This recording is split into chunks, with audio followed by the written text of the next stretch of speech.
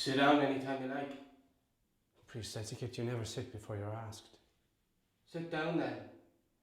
Don't I come over too eager? What, best to hover over at the door? You learned that in your first week in seminary, Bobby. Sig? Come on.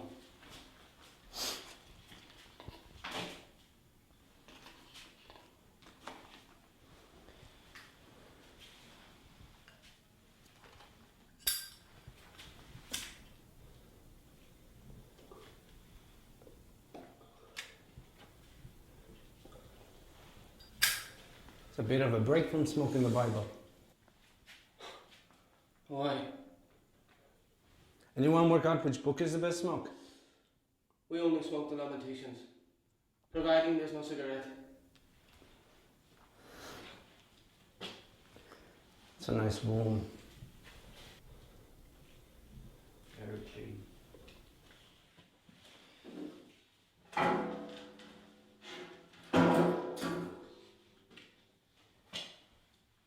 Where is it you're from again, Dom? Born, you mean? Aye. Go backwards. Kilray. I remember a homily you did at Mass one time. Were you listening to it? Sure, there are men who hold you in very high esteem. I feel a dig going on, Bobby. You're very quick. Right. Nah, you're respected. You know that. I like those stories you tell about the countryside. Childhood of poaching, robbing apples and stampeding cattle. Fine education for a priest. Priest working in West Belfast it is, aye. Stampeding comes in handy down the Falls Road. You miss it though? What? Countryside. Actually go home to see my wee brother every month or so. But I miss the usual. Space, clean air, all that. Feels closer to who you are. Oh, well, it is. No question about it. Something like a fish out of water working in a big city like Belfast. But it's a job, isn't it? You start looking around at your surroundings quick enough when you figure out your business is the business of the soul and all. Business of the soul. You learned that in the seminary too? Aye. You can use it free of charge. Well, go on. I guess what I'm saying is you get on. Kilray can wait till I'm an old man. Too many scoundrels will be saved in Belfast anyway. Busy work. I'm sure God will reward you in heaven. And I'll be thankful once there's wine involved.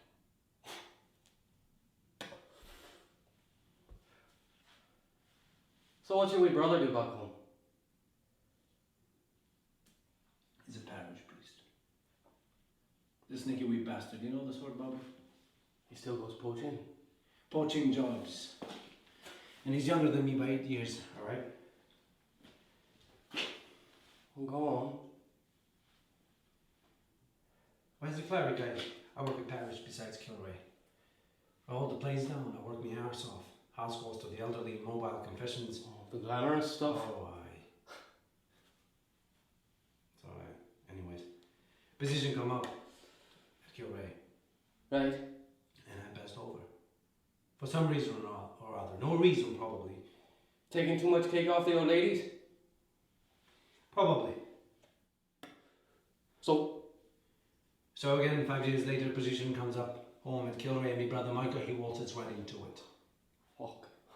He's made a parish priest at 28. More spiritual, probably. Less flippy than you. He talked to Bishop, he's a golfer. A pushy little twerp is what he is. At least you're not bitter. Oh no, I couldn't be that. No. Parish priest at 28? It's fantastic. He's got 2 cars. House he has is massive. He's got a maid and a cook. And I'm stuck in a 2 up, 2 down with a fat carry man that runs on and on about Gaelic football. Can we stop talking about him? Jesus, you're the one who's talking.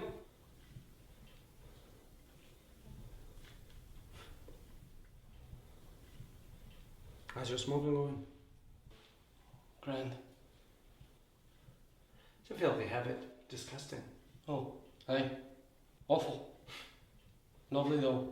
I praise the Lord. 28, my God.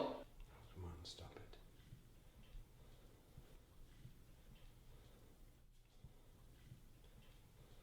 What happened to your eye, Bobby? What? Did you have a dig at yourself? Your eye? Difference of opinion. And how's the other fella? Oh, a lot worse. Believe me.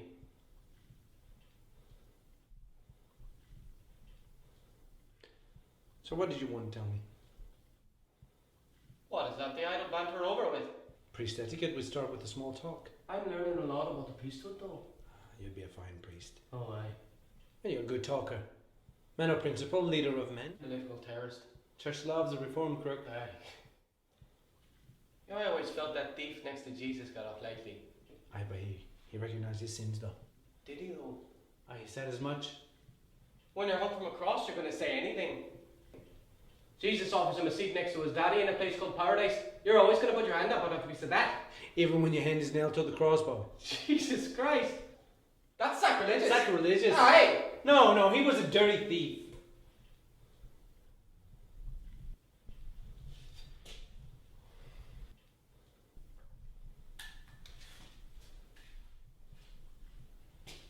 So what did you want to tell me? Where are you at? Been driven mad by that governor yet? You see this negotiating lark? It's been a sideshow. I'll tell you that for nothing. But you understand why you need to do it? Because we're no longer good propaganda. According to the leadership. Time's come. Decision had been made. You think that's what the leadership think? Maybe. I don't know. You're a bit paranoid there, Bobby. 10,000 people marched for the 7 hunger strikers last October, right? Right. International pressure on the Brits and all that. Busy time. Even the Pope's having a say, getting involved. The whole world trying to get Maggie Thatcher to back down, give us our demands. But it all came to nothing. Right. Hunger strike failed. We're on the front line. We created the protest. It's our responsibility. Leadership have been very clear to me, Tom. 4.5 years of the No Wash protest, as much as it's highlighted republicanism to some extent, it's also distracted from the wider development of the organisation. Because your needs are specific needs. Aye, of course they are. Some woman bringing up 3 children in West Belfast shouldn't care about civilian type clothing or whatever the fuck they're calling these clown outfits. Aye, so? Honest to God, Dom, we were promised our own clothes. It's childish skullduggery. So the leadership have had enough of you? In an ideal world, we'd be fighting our battles independently. But we're tied. None's changing here. None's moved on.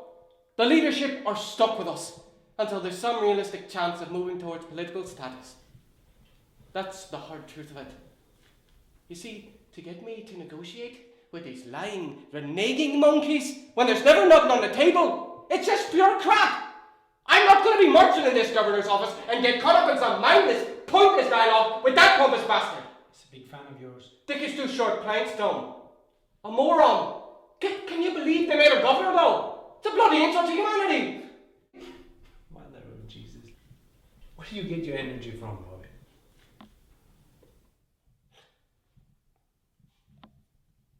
I was a cross-country runner as a boy. Cross-country running. Could have guessed it. Got a big engine on you. Explains a lot about you, Bobby. Well, that's the whole country thing for me. Jesus, they'd have to hold me back at the finishing line or to keep on running. Little scraps here and mongrels from out of the city. Frightened the cattle on.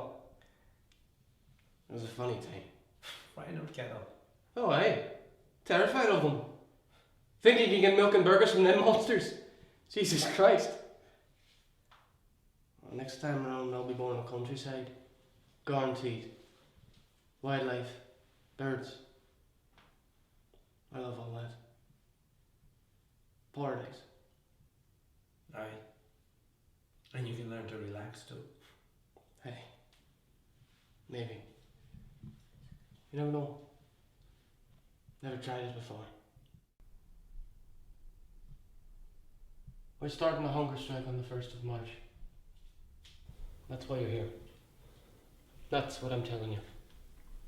Heard of that. Does your family know? I got word out to them. Aye. You've spoken to them? Got a visit in 2 weeks' time. We'll talk then. How do you think they'll take it? What do you think, Tom? You're their wee son, Bobby.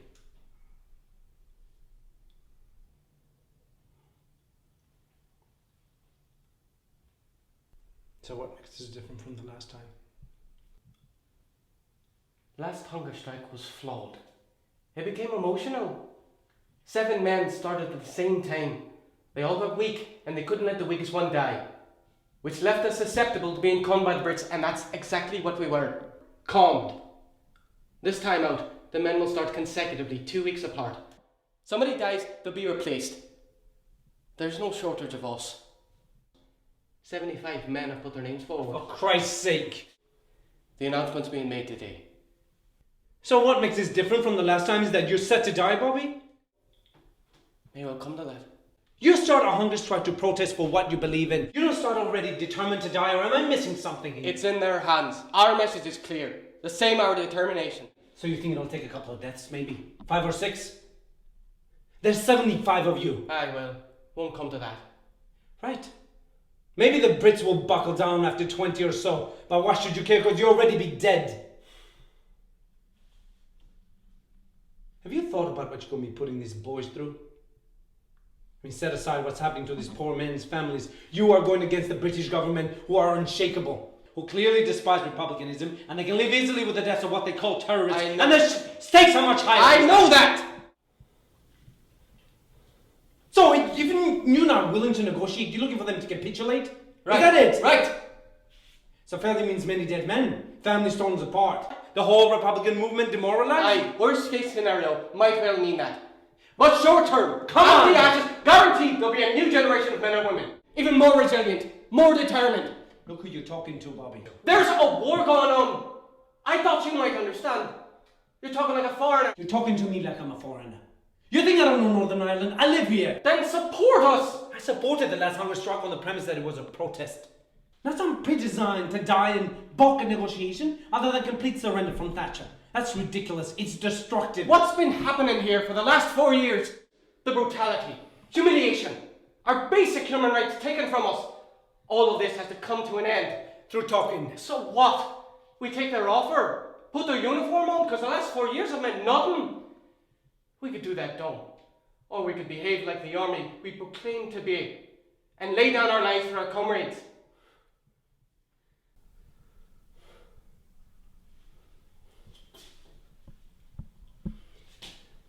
Is there any part of you that's hoping for a breakthrough? That can find you negotiating again, maybe? That won't happen. Right. Forget about that, but I want to know whether your intent is just simply to commit suicide. You want me to argue about the morality of what I'm about to do? And whether it's really suicide or not? For one, you're calling it suicide. I call it murder. And that's just another wee difference between us two. We're both Catholic men. Both Republicans. But while you were poaching salmon in lovely Kilray, we were being burnt out of our house in Rathcoole. Right. Similar in many ways, Dom. But life and experience has focused our beliefs differently. You understand me? Yeah, I understand. I have my belief. And in all its simplicity. That is the most powerful thing. So what is your statement by dying? Just highlighting British intransigence? So fucking what? The whole world knows what the Brits are like. Good. Yeah, it's good, but it's got nothing to do with you. They've been fucking things up for centuries. I can feel your hatred. Are you looking for martyrdom? No. Are you sure? Aye. Because I've heard you eulogizing. Wilfton, Connolly, McSweeney, all them men. I can't help but see you write your name large in them history books. Because you think that matters to me? I know it does. Well, you're wrong. You say you're soldiers, and it's about the freedom. But you got no appreciation of life, Bobby. You may no longer know what life is. 4 years living in these conditions, there's nothing normal about you. No one expects you to be normal. See, right now, the Republican movement has talked itself into a corner. And you, IRA, you're standing right behind it, looking into that corner. All them history. All them dead men and women, and you're still saying nothing, because when your answer is to kill everything, you've blinded yourself, and you're scared to stop it. Afraid of living, afraid of talking peace. So what would Ulster be if it wasn't turning itself into shit, huh? And this situation here, that the whole future of the Republican movement is in the hands of you men who have lost all sense of reality? You think you got your head on right? Living in this conditions 24 hours a day in piss and shit, and you making decisions that could see so many men dead.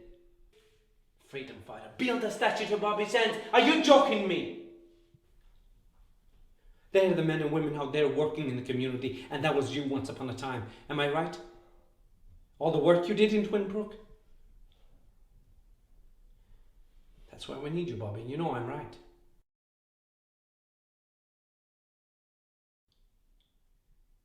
That I'm deluded.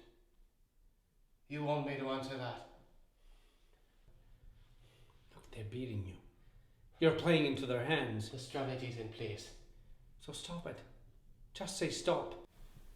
You don't understand the thing. You're in no condition to make a call. It's done. It won't be stopped. So fuck it, that means nothing to you. God's gonna punish me. If not for the suicide, he'd have to punish you for your stupidity. Hey. And you for your arrogance. Because my life is a real life. Not some theological exercise, some religious trip that got fuck all to do with living. Jesus Christ had a backbone. But see, them disciples, every disciple since, you're just jumping in and out of rhetoric and dead-end semantics. You need the revolutionary. You need the cultural political soldiers to give life a pulse, to give life a direction. That's stupid talk, and you're deluded. Aye, so you say. Yeah.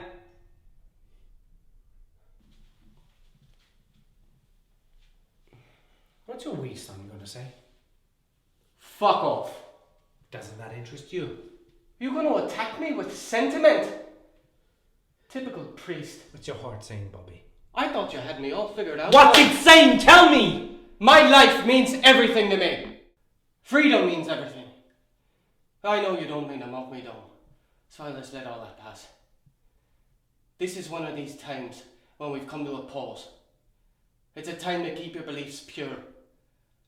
I believe that the United Ireland is right and just. And maybe it's impossible for a man like you to understand. But having a respect for my life, a desire for freedom, an unyielding love for that belief, means I can see past any doubts I may have. Putting my life on the line is not just the only thing I could do, Dom. It's the right thing.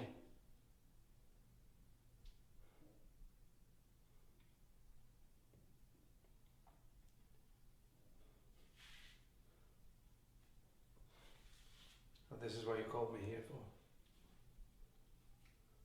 You needed a sounding board. You're not 100% sure of yourself, been doubting yourself maybe. Aye. We're only human.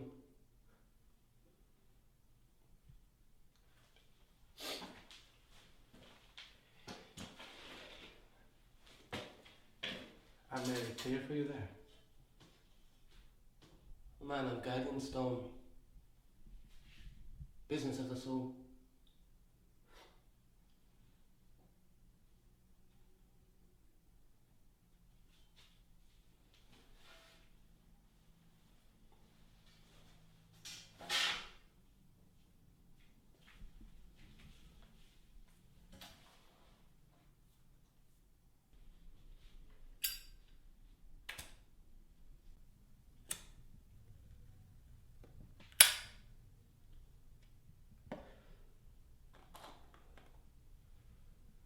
You've been a great door. And Donegal. Aye. I went there when I was 12. Big cross-country race to the boys. And we're all on the back of the minibus, heading towards Derry one morning. I mean, this is big time. This is like international athletics for us. Because we're racing against the boys in the south. And we have this thing to do. Belfast Pride. 2 of the boys are Prods, and the rest of us are Catholics. It's a cross-community event. I suppose the good people in the south think this is great stuff, and that to get this wee team over from Belfast, and all that patronising shite. Anyway, we went through the border. The boys are all singing pop tunes and all. But I'm just on the back of the bus looking out the window. We're going through them mountains. You know where Mount Errigal is in Ireland? It's a beautiful sight, Don. Donegal has to be the most beautiful place in Ireland, I reckon. Aye.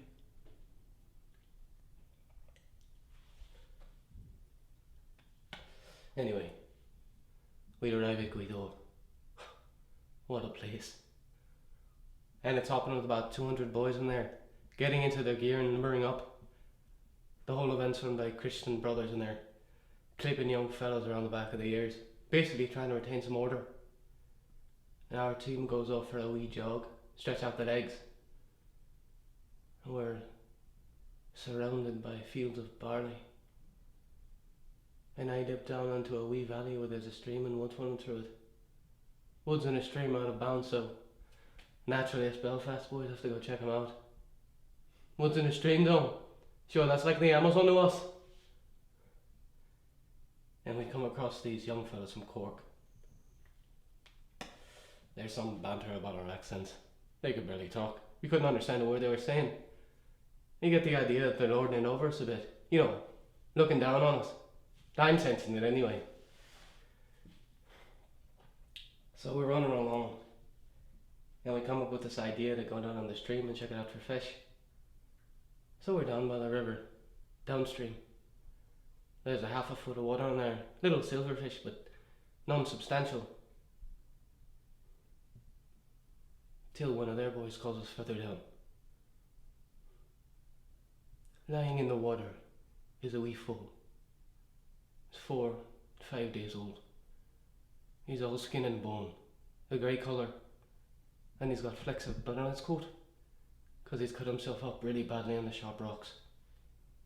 We're just standing over him and you can see his back leg snapped. And he's breathing, he's alive, but just about. So this big conversation gets started up between the boys who suddenly reckon themselves the leaders, deliberating on what we should do. Someone says drop a rock on his head. But I'm looking in their faces and I can see they're either scared stiff or clueless. Next thing, one of the priests sees us, sees the foal, tells us not to move and we're done for. I mean, we're really done for. Group of boys will always get the blame for hurting a foal. Group of Belfast boys will get a hammering for sure. So it's clear to me in an instant. And I'm down on my knees. And I take the fool's head in my hands. And I put him underwater. He's thrashing around a bit at the start, so I press down harder until he's drowned. Priest arrives on. He's grabbing me by the hair, dragging me through the woods, promising me a proper hiding. But I knew I did the right thing by that wee fool. And I could take the punishment for all our boys. I had the respect of them other boys now, and I knew that.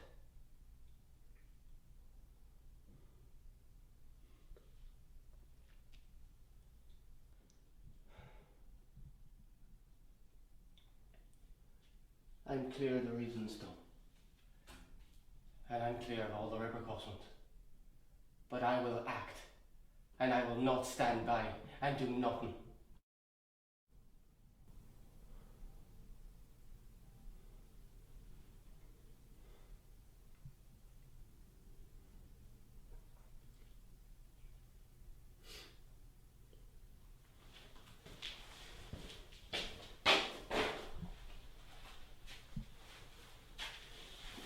You can leave them there if you like.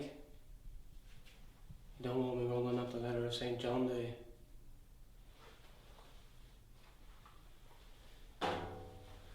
Couldn't have that in my conscience, no.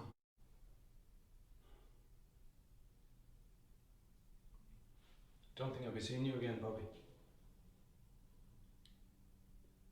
There's no